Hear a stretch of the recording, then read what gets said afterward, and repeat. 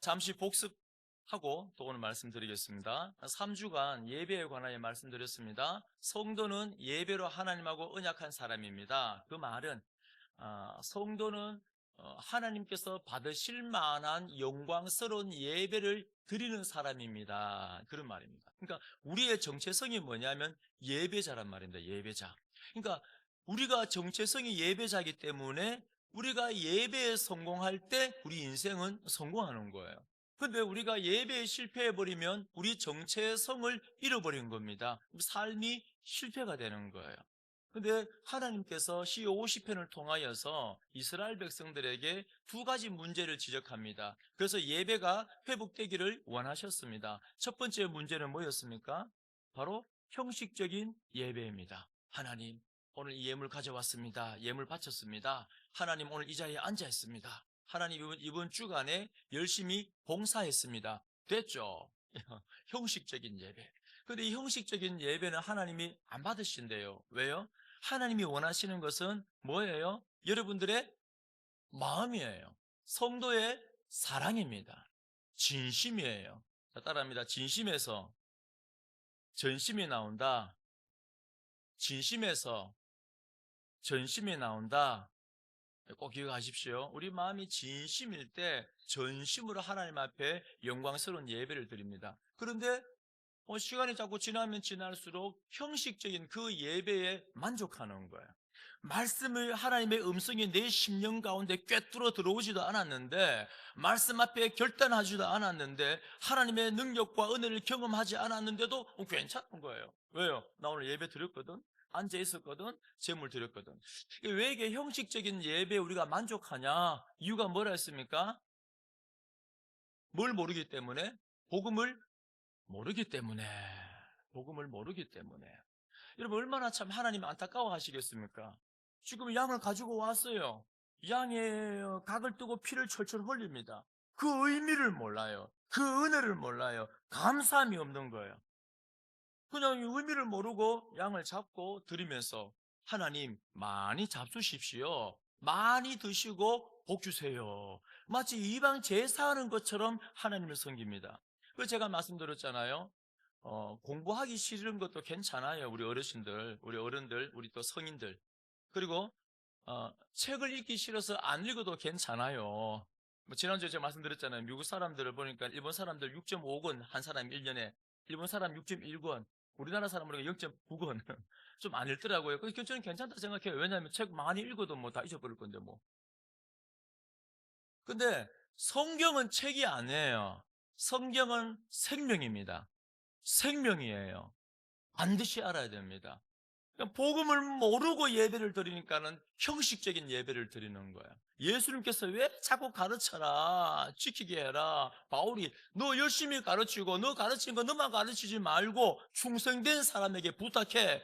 또 가르쳐. 그러니까 교회는 하나님의 말씀의 가르침이 풍성해야 됩니다. 왜냐하면 알아야지 바르게 살 수 있는 방법이 열리기 때문에. 우리가 형식적인 예배로 자꾸 변질되는 것은 복음의 의미를, 십자가의 의미를, 예수 그리스도의 의미를, 부활의 의미를 우리가 잘 모르기 때문에. 목사님 알아요. 날 위해 죽었잖아요. 살아났잖아요. 맞습니다. 맞는데 우리가 믿는 바를 한번 설명해 보십시오 하면은 한 10초 설명하고 나면, 한마디 설명하고 나면 모르는 거예요. 그럼 그러니까 알지 않는 건 아는데 사실은 아는 것도 아니에요. 안다는 것은 어떻습니까?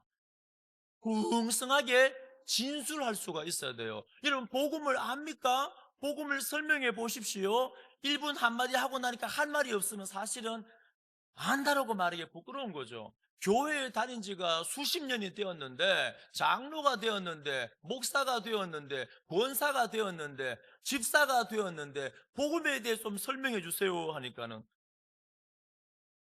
한마디 하고 나면 할 게 없어. 그럼 그거는 아는 게 아닌 거죠. 여러분, 모르는데 어떻게 하나님의 그 풍성한 은혜를 경험하고 누릴 수가 있습니까? 십자가 그 보혈의 의미를, 그 깊은 의미를 어떻게 알 수가 있는 거예요?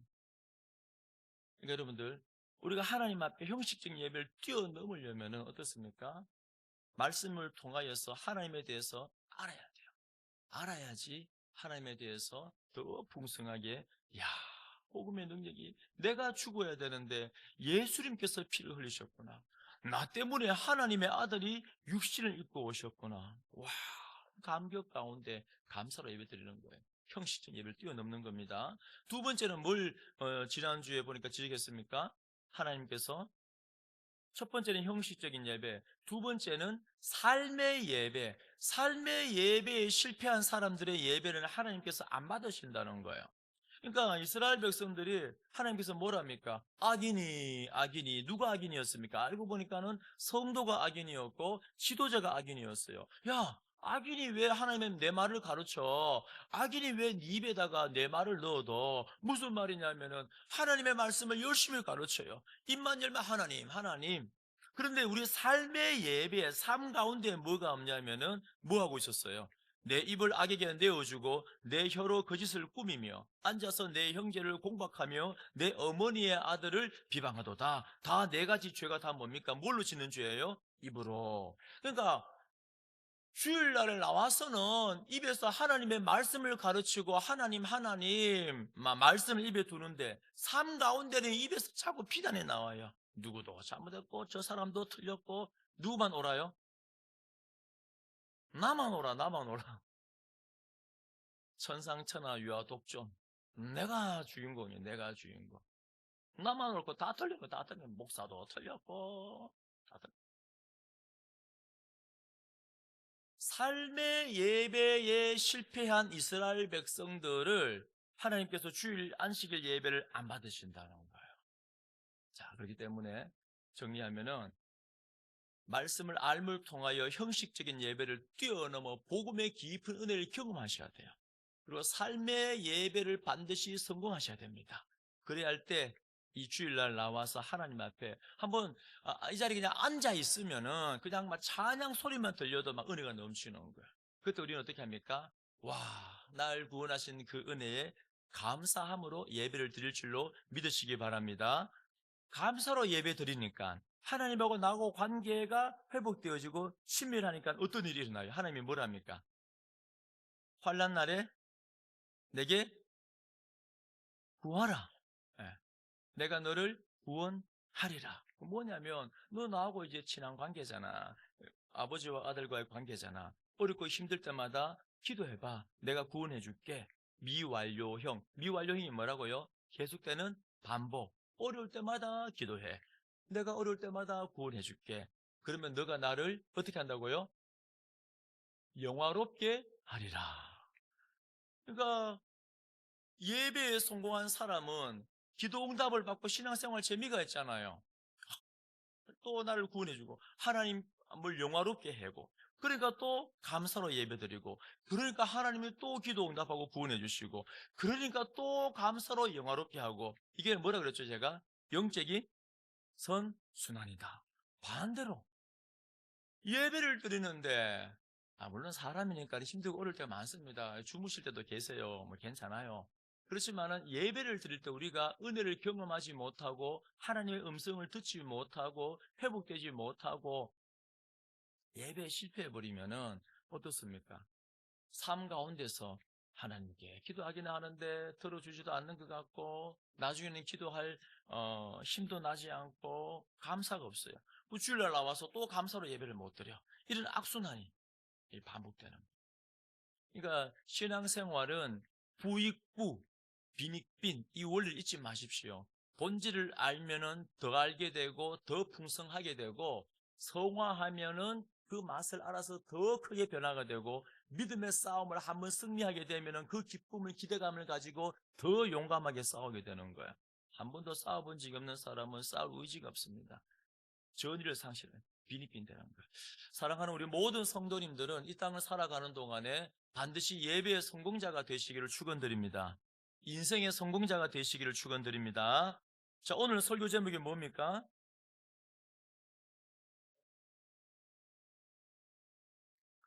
세상의 사람들은 죄인들은 본능적으로 이제 강해지고 싶어요. 주인공이 되고 싶어 합니다.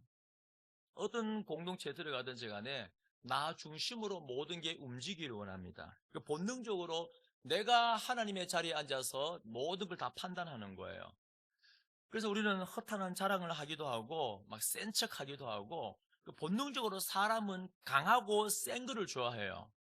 어릴 적에 저는 이렇게 조그만 할 때만 5살, 6살 때 마징가 제트 보고 나서 친구들끼리 모여 막 놉니다. 로봇 테크무비 보고 나서. 그럼 뭐 할까요? 야야, 마징가가 셀까? 로봇 테크무비가 셀까?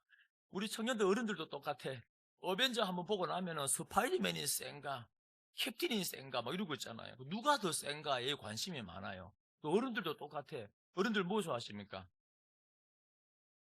권투 복싱 좋아하고 레슬링 좋아하고 그 막 남 두드리 패는 거 왜 좋아해요? 누가 더 센가? 본능적으로 센 거를 좋아한단 말이에요. 강해지고 싶단 말이에요, 내가. 근데 교회도 마찬가지입니다. 사람들이 이 종교 공동체 안에 들어오면은 세지고 싶어요. 강해지고 싶어요. 그러니까 어떻게 합니까? 종교적으로 강해지는 건 어떤 겁니까? 내가 하나님하고 더 친하다. 내가 더 큰 은사를 가지고 있다. 내 믿음이 더 크다. 내가 더 영적이다. 그래서 말도 천천히 유교적인 거룩, 성경적인 거룩 말고 아주 막 거룩한 척하고 뭐 이렇게 한단 말이에요. 그런데 죄인들은 자꾸 내가 세지기를 원하고 강해지기를 원하지만은 기독교의 성경의 진리는 역설적입니다. 오늘 설교 결론을 먼저 말씀드립니다. 세면은, 강하면은 약한 거예요. 왜요? 내가 세지고 강해지면은 하나님이 그 안에 역사할 수 있는 자리가 없어요. 반대로 내가 약하면은, 내가 연약하면은 하나님 아니면 나를 도와줄 분이 없습니다. 하나님 나를 붙잡아 주세요. 하나님이 빙그리 웃으면서 알아 알아. 그러면서 우리의 삶 가운데 들어와 주셔서 지키고 보호하시고 싸워주시는 거예요. 그러니까 기독교의 이 진리는 역설적입니다. 내가 약할 때 하나님은 나의 강함이 되는 거예요. 죄가 뭐냐면은 강한 게, 내가 강한 게 하나님 말고 다른 것을 더 강한 것을 의지하는 게 이 죄입니다. 우리 한동안 새벽에 호세아서 말씀을 묵상하지 않았습니까? 호세아 10장 13절에 보면 너희는 악을 바꿔라 죄를 거두고 거짓 열매를 먹었나니, 이제 죄를 지적하는데 네가 네 길과 네 용사의 많음을 의뢰하였습니다. 그 이스라엘 백성들이 매주 주님 앞에 나와서 제사를 지냈는데 사실은 하나님을 의뢰하고 하나님을 붙잡고 의지해야 되는데 누구를 의뢰해요? 네 길과 네 용사의 많음을 의지한다. 네 길이란 게 뭐예요? 네 길이란 게 뭐냐면은 내 생각, 내 강한 자, 내 욕심, 내 교만, 내 생각에는 이게 맞는데, 내 고집에는 이게 맞는데, 그거. 그러니까 하나님을 의지해야 되는데, 이스라엘 백성들은 예배를 드리고 있으면서도 왜 책망을 받냐면은, 내 강한 자아가, 물론 심리적으로 보면은, 나를 너무 어필하고 드러내는 것은 마음이 너무너무 공허하거나 자존감이 낮을 때 일어나는 현상입니다. 그러나 보편적으로 그거 아니더라도 모든 죄인들은 뭐냐면은 내가 너무 강한 거예요. 두 번째는 뭘 의지해요? 네 군대의 많음을 의뢰합니다. 우리가 이스라엘 백성들이 예배를 드리고 기도도 하지만은 하나님 앞에서 뭘 더 의지해요? 눈에 하나님은 안 보인단 말이에요. 주여 하고 기도하지만은 괜찮아.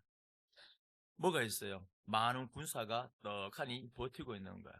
하나님 도와주세요 하고 기도하지만은 물질이 어느 정도 있으니까 뭐 이걸로 안 되면 해결하면 되지 뭐. 주여 하나님 도와주세요. 마음속 깊은 곳에서는 빨리 이 기도 끝나고 나서 그 사람한테 한번 전화해 봐야겠다. 도와달라고 해야겠다.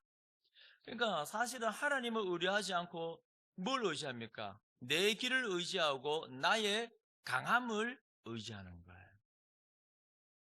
그러니까 약한 거예요. 그런데 강하다는 게 뭐냐면은 내 연약함을 인지하고 알고 깨닫고 늘 약자로 살아갈 때 어, 배운 게 없어요. 가진 게 없어요. 아는 사람도 없어요. 그럼 누구만 봐요? 하나님밖에 없어요.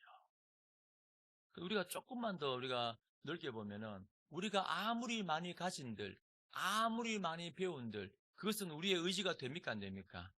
안 되죠.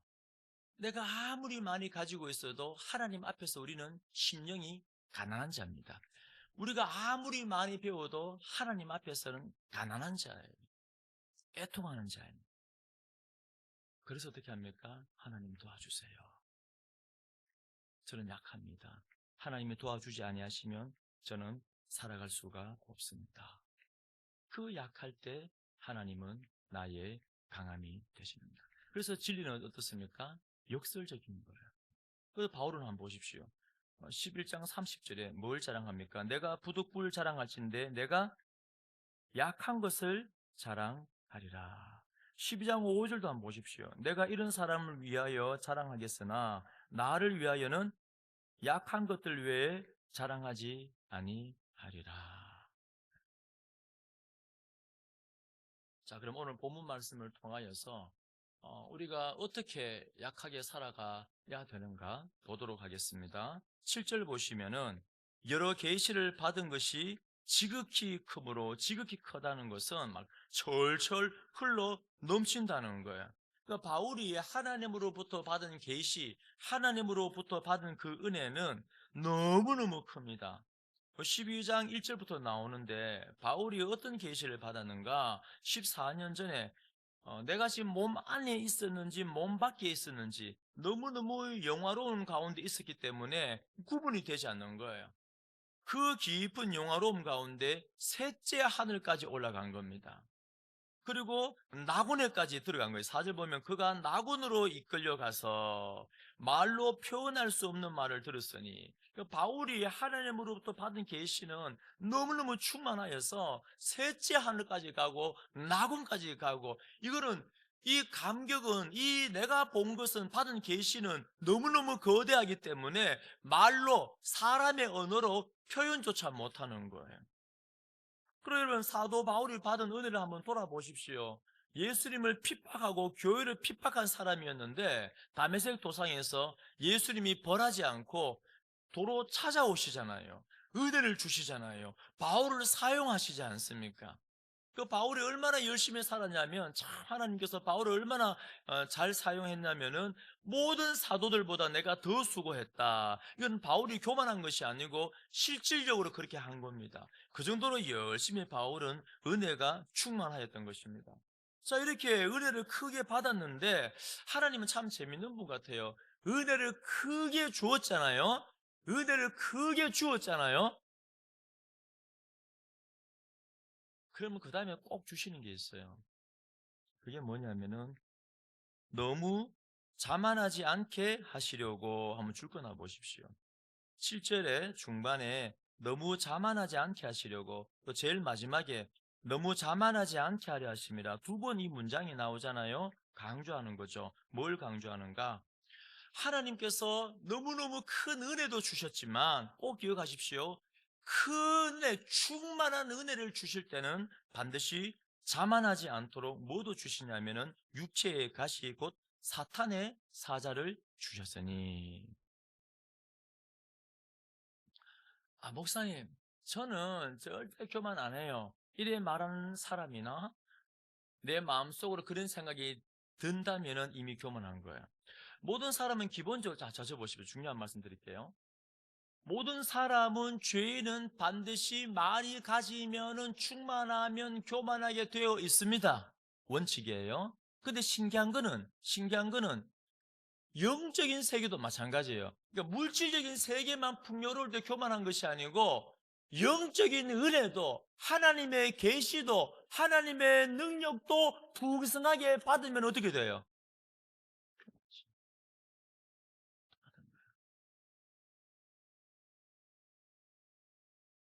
그러니까 육체적이고 물리적인 것만 풍성할 때 교만해지는 것이 아니고 하나님의 은혜도 너무 많이 받으면 교만해져요. 그래서 하나님 어떻게 하시냐면은 너무 자만하지 않게 하시려고 두 번이나 나오면서 내 육체의 가시 곧 사탄의 사자를 주었다. 이 가시하니까 제가 이 본문도 설교를 한 적이 있습니다. 가시하니까 이 가시가 아니죠. 우리 가시 그러면은 장미 가시, 뭐 바늘 생각하는데 이건 뭐라 했습니까? 말뚝입니다. 말뚝. 그러니까 내 몸에 말뚝을 때려 박았단 말이에요. 그 고통, 그러니까 바울이 당한 이 고통에 대해서 지금 설명하고 있는 겁니다. 너무너무 고통스러운 게. 사탄의 사자를 주었다. 자, 이 말뚝을 사탄을 누가 주었습니까? 누가 주었죠? 하나님이. 여러분 욥기를 보면은 욥은 당대의 의인이었잖아요. 근데 사탄을 누가 보내줍니까? 하나님이. 근데 마지막에 보면 결론은 뭐였습니까? 욥의 고백이 나는 하나님을 몰랐다. 그래서 하나님에 대한 그 풍성한 믿음이 마지막에 일어나지 않습니까? 그러니까 하나님께서 바울이 교만하지 않도록 자만하지 않도록 큰 말뚝을 육체의 말뚝을 박아버려요. 너무너무 고통스러운 거예요. 사탄의 사자를 주었습니다. 그래서 이는 나를 쳐서 그렇다면은 이 사탄의 가시 사자 육체의 가시가 뭐겠습니까? 뭐 과거에는 간질이 아닐까라고 많은 사람들을 추정했는데 최근 들어와서는 아마 안질이다. 근데 안질이 그냥 뭐 아폴로 눈병 뭐 이런 수준으로 뭐 안약 넣고 나고 그걸 말하는 게 아니에요. 앞이 보이지 않고 이 고통이 얼마나 심한지 온 이렇게 한번 아파버리면 막 두통하고 다 머리가 뇌가 연결되어서 들어 눕는 그 정도의 고통입니다. 그 사람들이 바라볼 때 막 이렇게 비참할 정도의 고통이에요. 갈라디아서 4장 13절에 보면 내가 처음에 육체의 약함으로 말미암아 너희에게 복음을 전한 것을 너희가 아는 바라. 바울이 복음을 전하는데 우리는 그렇게 생각하잖아요. 막 건강하게 복음을 전하고 많이 가져서 복음을 전하고 힘이 있어서 복음을 전하고. 근데 바울은 그렇지 않았어요. 지금도 많은 분들 그렇게 생각하는 것 같아요. 하나님, 내가 부자가 돼야지 복음 전할 때 당당하게 복음 전하고 예수 믿으면 복 받는다고 할 수 있잖아요. 하나님, 내가 참 직급이 높아야지, 내가 사회적인 지위가 있어야지 내가 당당하게 복음 전할 수 있지 않습니까? 뭐 그렇게 생각하는 사람 많아요. 근데 그거는 자기 생각, 사람의 생각, 바울의 생각. 하나님은 그렇지 않아요. 하나님은 바울이 당당하게 복음 전하는 것이 아니고 육체의 약함으로 복음 전합니다. 너무 감사한 것은 그 다음 절에 너희를 시험하는 것이 내 육체에 있으되, 이게 뭐냐면 우리는 생각하는 거예요. 당신이 바울이라면은, 당신이 사울이라면, 당신이 하나님의 사람이라면, 당신이 복받았다면은, 당신이 장로라면, 당신이 목사라면 부자가 돼야지. 병 걸리면 안 되지. 암 걸리면 안 되지. 뭐 이렇게 그 당시에 잘못된 관점으로 보는 사람이 많았다는 거예요. 근데 갈라디아 성도들은 참 성숙합니다. 너희를 시험하는 것이 내 육체에 있다. 내 육체의 이 약함 때문에 내가 고통당하는 거, 내가 아파하는 거, 내 연약한 거 보고 너희들 시험 들 건데 시험 들지 않았다는 거야. 그래서 이것을 너희가 업신여기지도 아니하며 나를 버리지도 아니하며 오직 나를 하나님의 천사와 같이 또는 그리스도의 예수와 같이 영접하였도다. 이 갈라디아 교회 성도들이 얼마나 이게 성숙했는지 바울의 연약한 모습을 바라보면, 여러분 우리 죄인들 어떻습니까? 옆에 사람들의 약점 하나 보이면 어때요? 그 연약함으로 덮어주고 세워주고 하는 게 아니고 대부분 어떻습니까? 무서워요. 난 사람들이 무서워 요즘에는. 뭐 약점 하나 보이면 대부분 어때요? 약점도 아니야. 뭐 자기 생각이 약점이겠지. 대부분이면 막 공격하잖아요. 비난하잖아요. 누구는 그렇고 저거는 그렇고. 근데 성숙한 갈라디아 성도들은 바울의 이 약한 모습을 보고 어떻게 합니까? 하나님의 천사와 같이 그리스도 예수와 같이 영접한다. 그 15절 너희의 복이 지금 어디 있느냐? 이게 바로 너희의 복이라는 거예요. 너희가 할 수만 있었더라면 너희의 눈이라도 떼어 나에게 주었으리라. 얼마나 바울을 사랑하였는지 바울의 연약함을 보고 바울의 약함을 도리어 어떠합니까? 비난하는 것이 아니고 내 눈이라도 빼서 바울에게 주고 싶어요. 참 성숙하잖아요. 그게 너희의 복이다. 그러니까 이걸 볼 때 갈라디아서 6장 11절에 봐도 내 손으로 너희에게 이렇게 큰 글자로 쓴 것을 보라. 그러니까 안질인데 그냥 안질이 아니고 사람들이 보기만 봐도 아마 막 피가 나고 고름이 나고 막 아파서 들어눕고 냄새가 나고 그 정도의 고통이란 말입니다. 그러니까 사람들이 시험 드는 사람도 많았고 그런 거예요. 근데 하나님께서 왜 이렇게 큰 고통을 주었는가? 그 8절에 보면 이것이 내게서 떠나가게 하기 위하여 내가 3번 주께 간구하였더니, 이 3번 간구하였다는 것은 어떤 겁니까? 정말 숫자가 3번이라기보다는 3이라는 것은 성경에서 온전함을 주로 상징합니다. 그러니까 뭐냐면은 충분히 기도할 만큼 했다는 거예요. 그냥 기도한 것이 아니고 간구했다는 겁니다. 하나님, 내가 이렇게 추한 모습으로 어떻게 복음을 전하겠습니까? 내가 이렇게 약한 모습으로 어떻게 복음을 전합니까? 내가 건강해야지. 여러분 한번 디모데 전후서와 모든 서신서를 보시면 아시겠지만 수많은 반대자들이 막 교회 안에서 일어나요. 바울, 네가 말도 어둔한데 게다가 네가 눈까지 아프고 냄새나고 고름나는데 네 병도 치료 못하는데 네가 뭐 사도야. 그러니까 바울은 어떤 능력을 행했습니까? 바울은 두기고가 바울의 설교를 듣다가 창에 툭 떨어져 죽어요. 근데 바울이 내려가 기도하니까 어떤 일이 일어났어요? 죽은 사람이 벌떡 일어나요. 놀라운 일이 일어납니다. 말도 안 되는 일이 일어나잖아요. 그래서 바울을 통하여서 그 역사가 일어나요. 얼마나 역사가 강하게 일어나는지. 바울 선생님, 왜? 그 앞치마나 손수건 하나 주세요. 뭐 하려고? 줘보세요. 아, 갖고 가서 병자 위에다가 올리니까 어떤 일이 일어나요? 벌떡벌떡 일어나는 거예요. 야, 바울 지나간다. 뭐이라. 그 그림자만 지나가도 어때요? 그러니까 바울을 통하여서 얼마나 많은 능력과 역사가 나타나는지 몰라요. 그런데 정작 자기는 병에 걸렸는데 그 병 때문에 기도했는데 하나님이 안 들어주는 거예요. 옳거니 얼마나 적대자들이 바로 이거야. 바울이 이때까지 말한 건 다 거짓말이야. 거짓말쟁이. 뭐 자기가 병 낫겠다고 다 거짓말이야. 만약에 다른 사람의 병을 낫게 했더라면 어떻게 자기의 병을 못 낫게 해? 어떻게 자기의 병을 못 치료해? 막 이 벌떼처럼 일어나는 거야. 그러니까 우리가 생각할 때는, 사람이 생각할 때는 내가 좀 돈이 많고 내가 좀 건강하고 내가 좀 힘이 있고 영적인 은사가 많고 내가 좀 뭔가 잘 되면은 내가 복음을 잘 전하고 사명을 완수할 수 있다라고 착각을 하는 겁니다. 내가 강하면은 그 안에 내가 가진 것으로 만족하고 내가 가진 것으로 이만하면 됐어, 이걸로 복음 전하는 게 아니라는 거예요. 그건 내 생각이고 죄인의 생각이고, 하나님의 생각은 뭐예요? 하나님은 말뚝을 박아버리고 고통을 주고 빼앗아버리고. 그런데 그때 3번이나 간구해도 하나님이 안 들어주는데, 자 9절에 보시면 나에게 이르시기를, 이른다는 말이 뭐냐면은 이게 재판할 때 법적인 용어입니다. 판사가 마지막에 선고하는 거예요. 자, 하나님 예수님께서 선고, 마지막 선교. 이제는 바울은 이거 알고 나서 더 기도합니까 안 합니까? 이 부분에 대해서 이제 기도 못해요. 왜? 하나님의 선고, 마지막 선고입니다. 그게 뭐냐면 내 은혜가 네게 족하도다. 이 족하다는 것은 차고 흘러 넘친다는 거예요. 이거 아이러니 아닙니까? 아니 지금 아파 죽겠는데, 고통스러운데, 이 반대자 적대자들이 더 많이 일어났는데, 수치를 당하고 있는데 하나님은 뭐라 그래요? 내 은혜가 네게 차고 흘러 넘친다. 그러니까 우리가 생각하고 있는 은혜하고 하나님이 생각하고 있는 은혜하고, 여러분 고민해 보셔야 돼요. 달라요. 우리는 풍요로울 때, 많을 때 은혜라고 말하지만, 물론 다 하나님 주신 은혜 맞겠죠. 그런데 우리가 약할 때, 우리가 없을 때, 우리가 가난할 때, 그것이 하나님의 은혜인 줄로도 믿으시기 바랍니다. 왜요? 내 능력, 이는 왜냐하면 내 능력이 약한 데서 온전하여짐이라. 온전하다는 게 뭐냐면 완성된다는 거예요. 그러니까 하나님의 사명이 언제 어떻게 완성되냐면은 나의 약함을 통하여서, 그 약함 가운데 우리는 뭐합니까?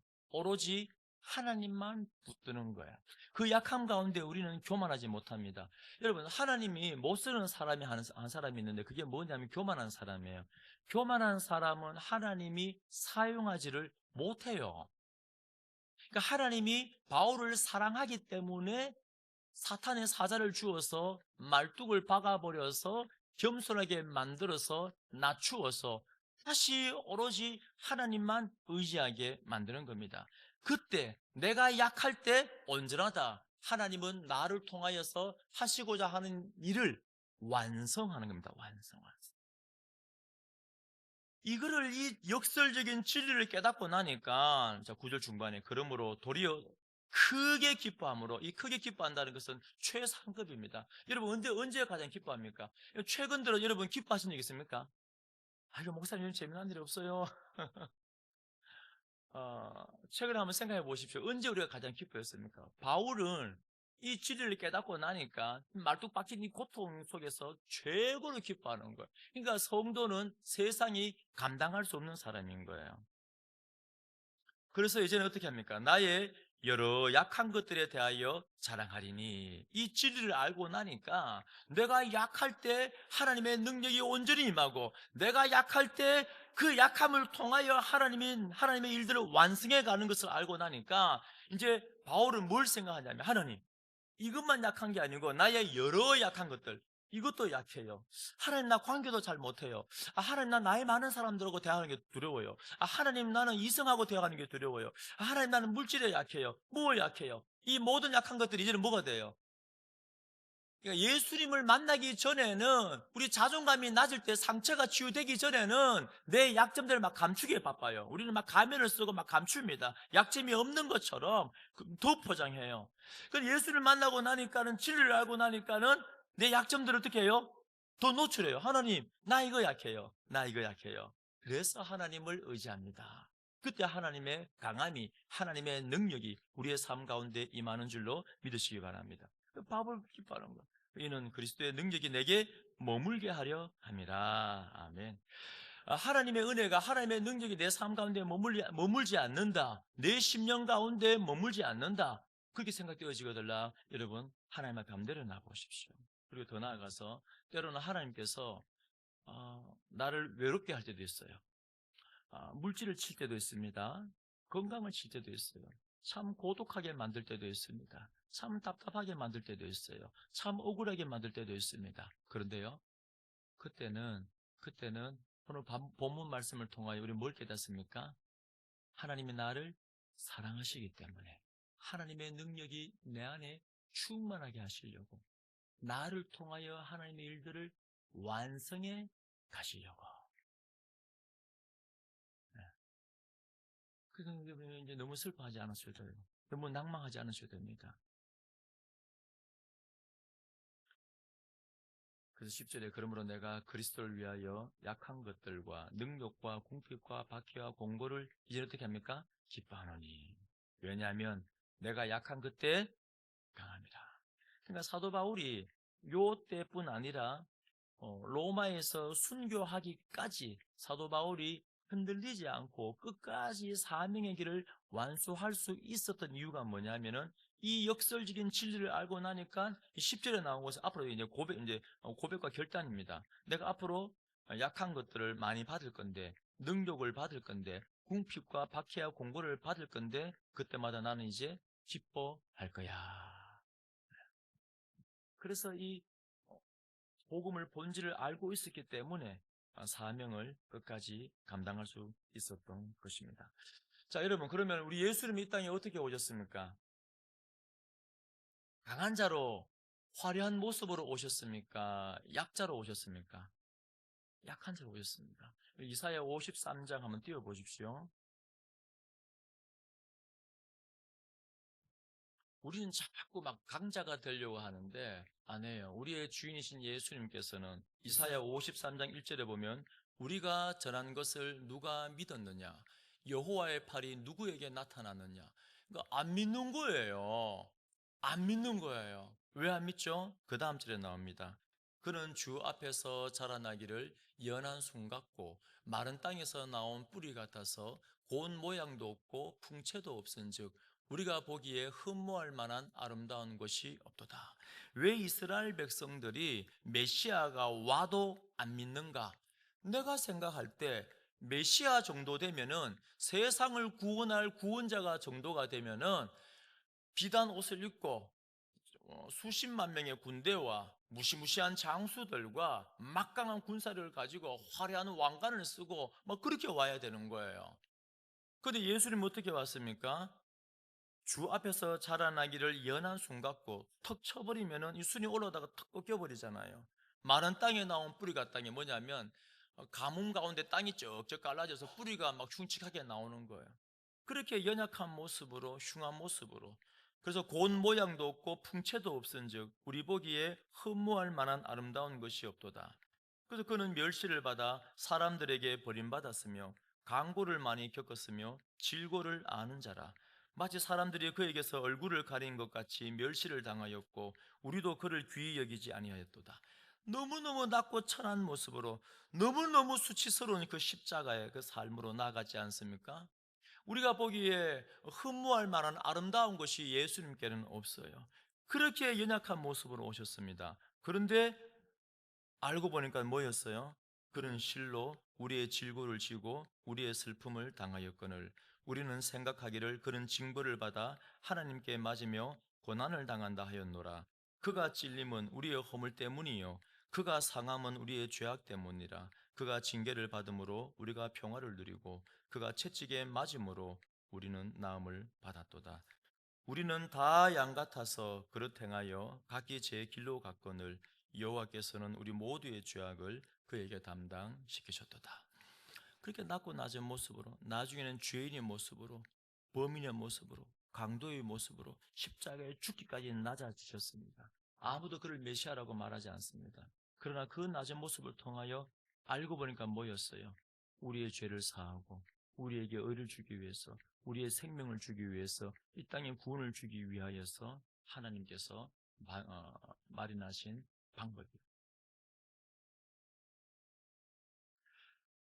그렇기 때문에 사랑하는 우리 모든 성도님들, 나의 강함을 다 내려놓기를 바랍니다. 뭘 의지하십니까? 물질도 의지하지 마시고, 사람도 의지하지 말고, 환경도 의지하지 말고, 아무리 우리에게 풍성하게 주어졌어도 그게 쓸모없다는 건 아니에요. 아무리 풍성하게 주어져도 우리의 신뢰의 대상은 오직 누구만 있습니까? 오직 하나님만, 오직 예수 그리스도만 우리의 의지의 대상이 되어집니다. 우리가 약하게 그렇게 살아갈 때 하나님의 능력이 내게 머물고 하나님은 반드시 여러분들의 삶을 사용하시고 하고자 하시는 일을 내 삶을 통하여 완성해 가십니다. 닉 부이치치라는 사람이 있습니다. 1982년도 12월 4일 날 호주에서 태어났는데 충격을 먹은 거죠. 의사가 아기를 받고 나니까 팔다리가 없어요. 그 당시 그 어머니가 얘기하는데 그 아기를 보자마자 쓰레기통에 집어넣고 싶었다는 거예요. 너무 충격적이기 때문에. 그러나 후에 나중에 이 아기가 참 자살도 하고 싶어 하고 막 여러 가지 일이 있었지만은 하나님을 만나고 나서는 그 연약한 팔다리가 하나도 없는데 그 연약한 몸을 가지고 그 약한 모습을 가지고 건강한 육체를 가지고 있는 사람들 1000명, 10,000명보다 더 큰 일을 하는 거예요. 전 세계 다니면서 복음을 전하고 국가 수장에게 복음을 전하여서 이 나라를 하나님께 바치겠다고 고백하게 만들고 학교 10대 아이들 학교에 다니면서 희망을 전하고 얼마 전에는 또 군인 전쟁하는 군인들 찾아가서 희망을 전하고 아이들이 눈물을 흘리고 회복이 되어지고 참 팔다리가 없는데 저렇게 약한 모습으로 태어났는데 하나님 앞에 붙들리고 나니까 하나님의 능력이 임하니까 얼마나 크게 맞습니까? 약할 때 우리의 삶을 사용하시는 줄을 믿으시기 바랍니다.